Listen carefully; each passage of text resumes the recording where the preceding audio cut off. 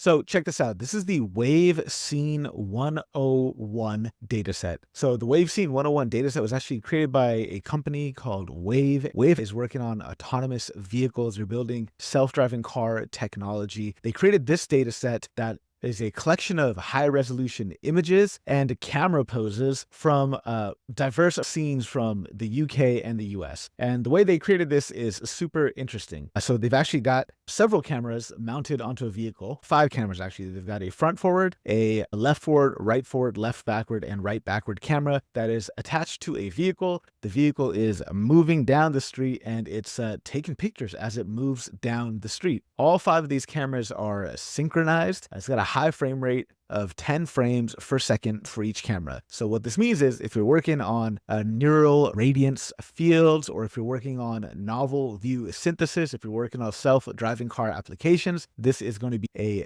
data set that you do not want to miss. I've parsed it here into 51 format, so you can easily view all of the scenes. You can view all the different angles that the scene has from all the different cameras, as well as the 3D point cloud for each. You could take the 3D point cloud and actually color it by intensity if you want. You can color it by RGB or however you want. And as you're scrolling through the data set, you'll see that it's capturing a really diverse range of scenes, different weather conditions, different road types, different times of day, different kind of illumination challenges, and it's just one of a kind data set. When you actually download the data set, what you end up with is actually 101 folders. What we have are images for each scene and each camera. So we'll mention that it is 20-second video, so that's 10 frames per second. So each scene, each camera has 200 images. So I've gone ahead and I've done the work of parsing it into 51 format, so you can play around with it and explore it. I've got the code in the comments below, linked to the GitHub repo that will help you download the dataset, parse it into 51 format. It is a massive dataset. It's 100 gigabytes after everything is said and done. If you don't want to